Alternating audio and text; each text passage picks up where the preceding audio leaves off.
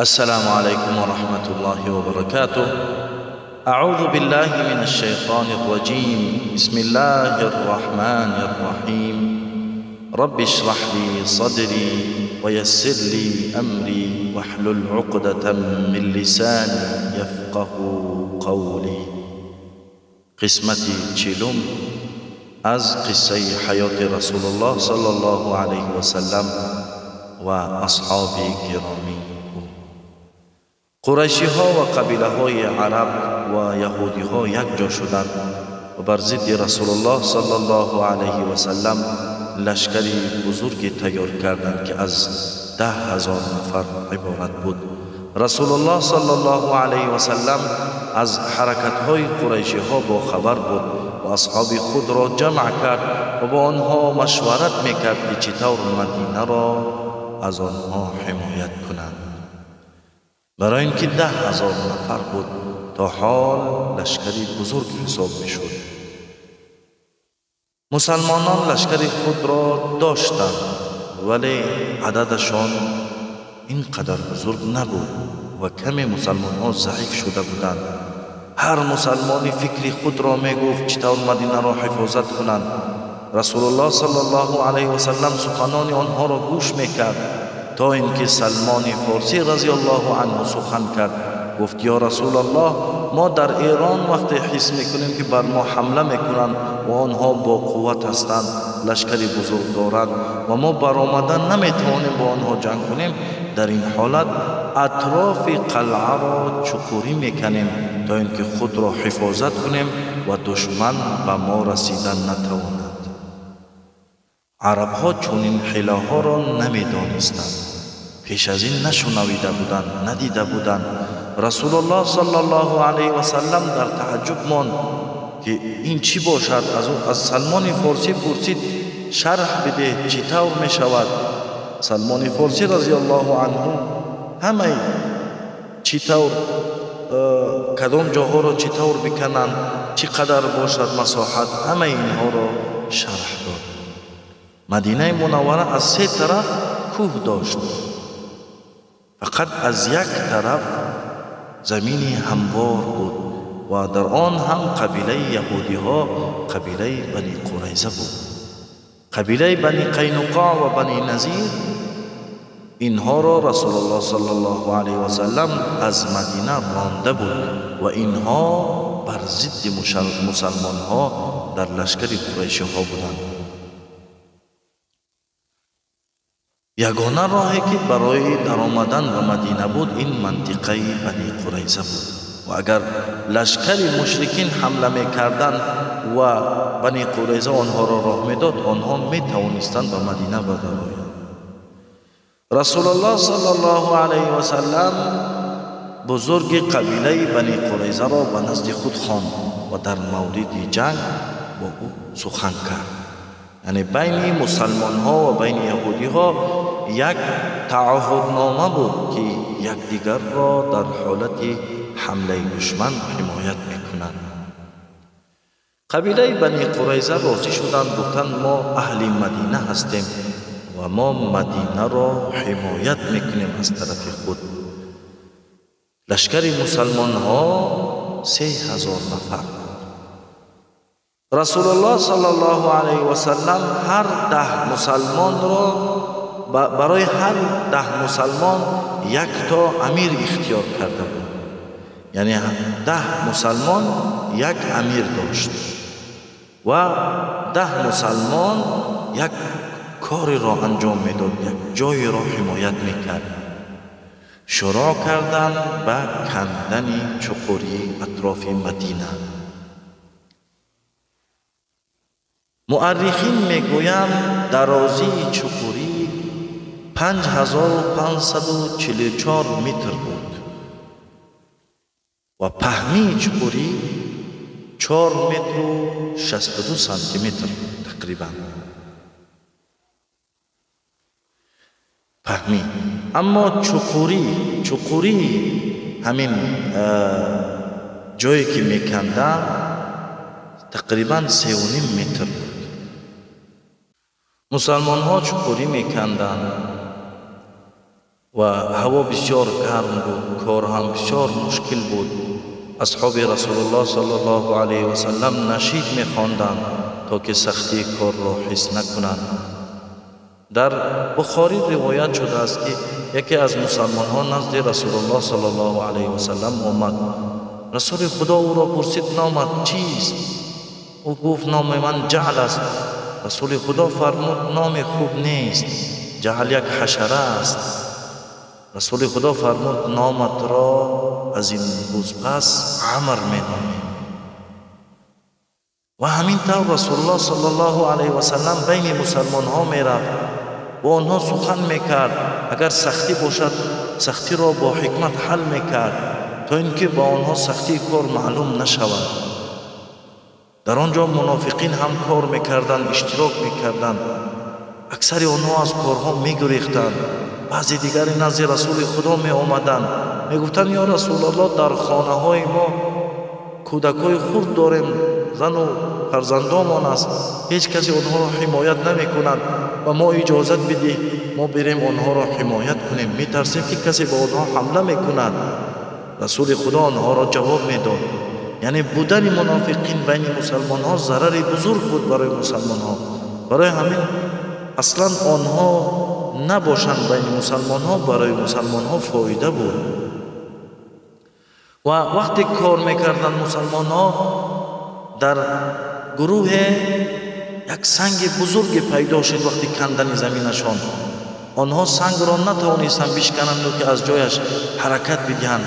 نزد رسول خدا آمدن گفتند یا رسول الله سنگ بزرگ آمده است، او را نمیتوانیم بشکنیم، نمیتوانیم او را بجنبانیم. رسول خدا آمد، کمی در بالای سنگ آب ریخت، سنگ را یک تا زد، سنگ ریگ شد، یعنی قم شد، میده میده شد. این یک معجزه بزرگی بود. مسلمان ها این معجزه ها را وقتی می دیدند ایمانشان به قوت می شد، قوت می گرفتند. رسول الله صلی الله علیه و سلم و اکثر مسلمان ها حتی چیزی خوردن نداشتند، گرسنه کار میکردند. رسول خدا صلی الله علیه و سلم در شکمش سنگ میبست، در شکم مبارکش سنگ میبست، گرسنه کار میکرد. این ماجرا را جابر رضی الله عنه دید و نزد همسرش آمد و گفت چیزی هست برای خوردن؟ همسرش گفت یک بوز خرد داریم و کمی آرد داریم. جابر رضی الله عنه گفت رسول خدا و 3 یا 4 نفر را دعوت میکنیم و خوراک تیار کن. بز را ذبح کردند، خوراک تیار کردند. جابر رضی الله عنه نزد رسول خدا رفت و در گوش مبارک رسول خدا آهسته گفت در خانه‌ام خوراک تیار کردم، برای 3-4 نفر میرسد، اگر کسی را بخواهی با خود بگیر و بیا. رسول الله صلی الله علیه و سلم با آواز بلند فرمود ای قوم، جابر شما را به خوراک دعوت میکند، بیایید. کدامی که گرسنه هست بیایید به خانه جابر میروید. یعنی جابر رضی الله عنه گفته بود 3-4 نفر را بیار، ولی رسول الله صلی الله علیه و سلم با آواز بلند همه را دعوت کرد. گفت جابر همه شما را دعوت کرده است به خانه خود، بیایید میرویم در خانه جابر خوراک میخوریم. 300 نفر جمع شد برای خوراک. جابر رضی الله عنه در تعجب ماند، در حال دویده کنان به خانه خود رفت و همسرش گفت ای زن، 300 نفر می آید برای خوراک خوردن. همسرش گفت رسول الله صلی الله علیه و سلم را گفتی که خوراک کم است؟ جابر رضی الله عنه گفت بله گفتم، ولی الله و رسولش داناست. یعنی رسول خدا می داند که با این 300 نفر چطور خوراک برسد. او داناست. او وقتی که 300 نفر را دعوت کرده است او خودش می داند چه کار می کند. مسلمان ها و رسول الله صلی الله علیه و سلم به خانه جابر رضی الله عنه رسیدند. خوراک تیار بود. رسول الله صلی الله علیه و سلم فرمود من خوراک را تقسیم میکنم. رسول خدا نان را میگرفت، در بینش کمی گوشت میگذاشت و به اصحاب میداد. همین طور 300 نفر از این خوراک خوردند، سیر کردند، ولی ذره از خوراک جابر کم نشد. 300 مسلمان خوراک خوردند. در خانه جابر یک بز خرد ذبح کرده شده بود. 300 مسلمان خوراک خورد، سیر کرد، ولی از خوراک جابر رضی الله عنه ذره کم نشد. این قصه در بخاری روایت کرده شده است. یعنی این یک معجزه بزرگ بود برای مسلمان ها. مسلمان ها در حالت مشکل قرار داشتند، ولی معجزه از پشت معجزه می دیدند و ایمان آنها با قوت می شد. مسلمان ها باز باری دیگر برای کار برگشتند و کار می کردند. عمره بنت رواحه و همسرش و برادرش عبدالله ابن رواحه کمی خوراک فرستاد. یعنی همسر عمره و برادرش خرما و کمی نان فرستاد. وقتی این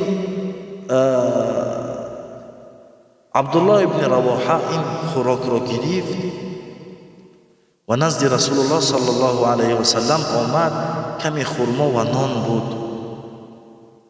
رسول الله صلی الله علیه و سلم فرمود این را در لباسی بگیر و بمان، من خودم خوراک را تقسیم میکنم. رسول الله صلی الله علیه و سلم مسلمانان را جمع کرد، گفت بیایید که از اونی که میخواهید خوراک بخورید. آمدند. این حادثه هم در حدیث روایت شده است. میگوید مسلمان ها آمدند، رسول الله صلی الله علیه و سلم به آنها از آن خوراک میداد.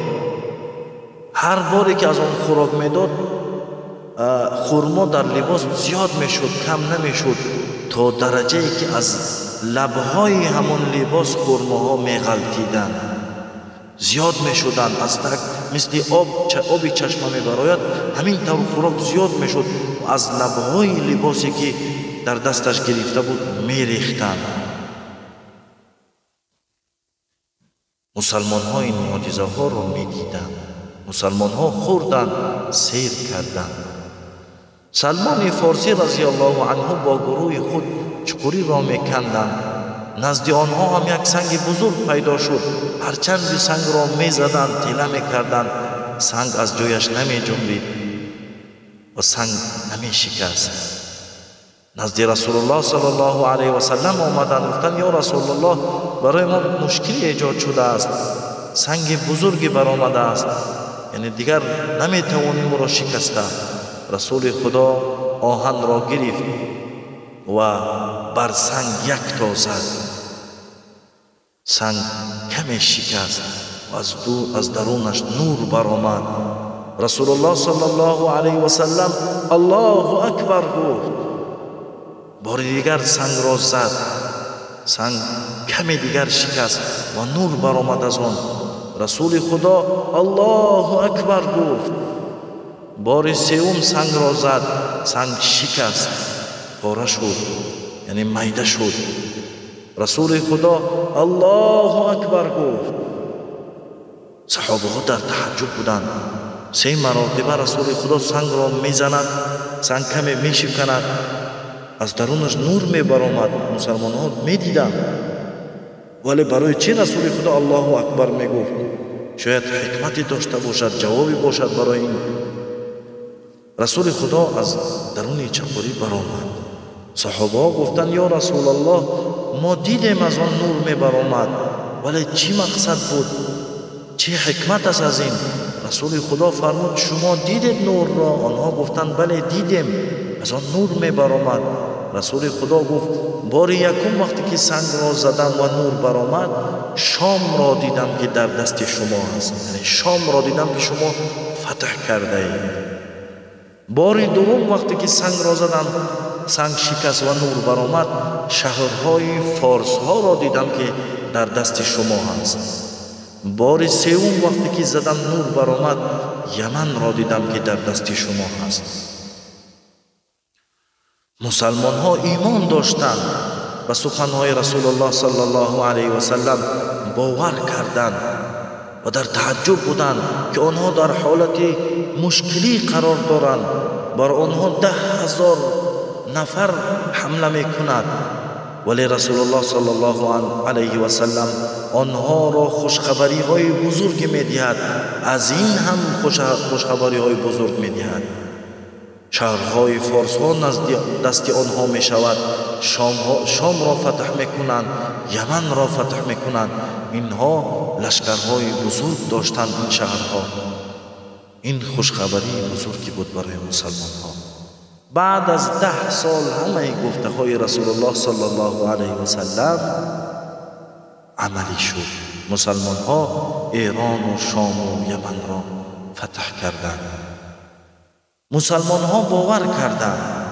منافقین میخندیدند، مسخره میکردند، میگفتند بعضی ما حتی میترسد که قضای حاجت خود را انجام بدهد، میترسد که از مدینه کمی دور برود برای قضای حاجت. محمد باشد مردم را خوشخبری میدهد. پیش از این که لشکر قریشی ها برسد، مسلمان ها کار را تمام کرده بودند. قریشی ها رسیدند، دیدند چقوری بزرگی کنده شده است و آن را گذشته نمی شود. خیمه های خود را زدند. ابو سفیان آمد، دید چقوری را، گفت این حیله را عرب ها نمی دانند و اکنون فکر میکردند که چطور ما چقوری را گذر کنیم.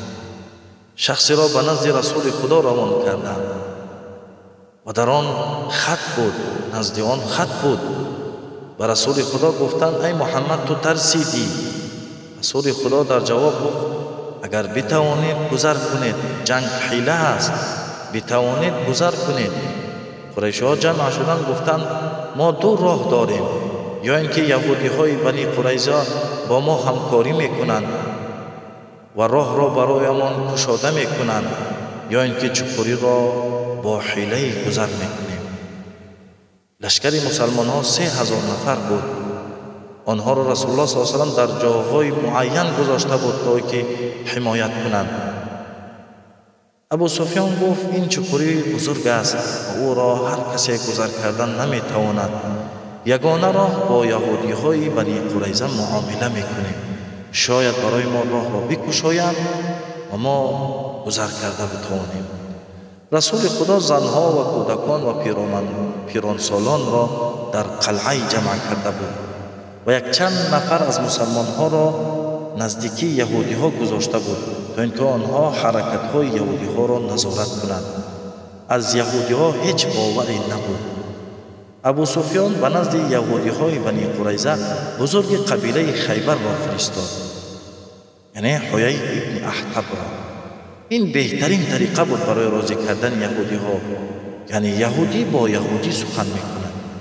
حیی ابن احتب به نزد منطقه بنی قریظه رسید و صدا کرد. بزرگ قبیله بنی قریظه کعب ابن اسعد جواب داد. او گفت من میخواهم با شما سخن کنم. کعب ابن اسعد گفت من سخن نمی کنم. حیی ابن احتب گفت من با شما میخواهم سخن کنم. کعب ابن اسعد گفت من هیچ سخنی ندارم با تو، یعنی راضی نشد. کعب ابن اسعد میترسید که مثل دیگر یهودی ها که از مدینه منوره رانده شدند، آنها را از مدینه بیرون میکنند اگر خیانت کنند. حیی ابن احتب گفت ای کعب، تو میترسی از خوراک خود، یعنی تو میترسی من را خوراک بدهی؟ تو بخیل هستی و من حتی یک آب نمیدهی. کعب ابن اسعد این سخن را شنید، گفت دروازه قلعه را باز کنید. حیی ابن احتب در آمد و گفت من میخواهم با بزرگ شما صحبت کنم. و بزرگ یهودیان قبیله بنی قریظه جمع شدند. حیی ابن احتب گفت ای یهود، ای مردم یهود، شما را چی شده است؟ چرا شما میترسید؟ من بهترین ها را برای شما آوردم، بهترین ها از قبیله یهود را آوردم، بهترین ها را از عرب ها آوردم، قریشی ها را آوردم، بهترین جنگجویان را آوردم که آنها 10,000 نفر هستند. 10,000 نفر آمده است. محمد شما را چی میدهد؟ و یهودی ها را با سخن مغرور ساخت. تا که قبیله بنی قریظه راضی شدند، برای همکاری کردند. در یک ورقه عهدنامه بود بین آنها و بین رسول خدا صلی الله علیه و سلم. آنها عهدنامه را دراندند و گفتند بین ما و مسلمان ها هیچ عهدنامه نیست. رسول الله صلی الله علیه و سلم از حرکات بنی قریظه حس کرد که حرکات ناجایی دارند. دو صحابه بزرگ را به نزد آنها روان کرد، سعد ابن معاذ و سعد ابن عباده را، و گفت اگر بنی قریظه با عهدی که کرده ایم باشند با آغاز بلند بگویید به همه، و اگر خیانت کردند من را تنها بگویید. سعد ابن معاذ و سعد ابن عباده به قبیله بنی قریظه در آمدند و با بزرگان بنی قریظه سخن کردند. یهودی ها آنها را حقارت کردند، گفتند بین ما و شما هیچ عهدی نیست. مسلمان ها گفتند بین ما و شما عهد بود. آنها گفتند بین ما و شما دیگر هیچ عهدی نیست. سعد ابن عباده یهودی ها را حقارت کرد. سعد ابن معاذ گفت ای سعد، کاری که بین ما و یهودی ها اکنون شده است آن را با حقارت حل نمی شود، با حقارت کردن حل نمی شود. او را ما باید با راه دیگری حل کنیم. برگشتند نزد رسول الله صلی الله علیه و سلم و گفتند عدل و قاره، یعنی مثل که عدل و قاره مسلمانان را خیانت کرده بودند، یهودی ها هم خیانت میکنند. اکنون مدینه از دیگر طرف گشوده شده بود برای مشرکین. این بسیار خطر بود. رسول الله صلی الله علیه و سلم فرمود الله اکبر، پیروزی از ماست ان شاء الله. مسلمان ها در تعجب بودند، اول نفهمیدند، بعدا خبر پهن شد که بنی قریظه راه را برای مشرکین میکشایند.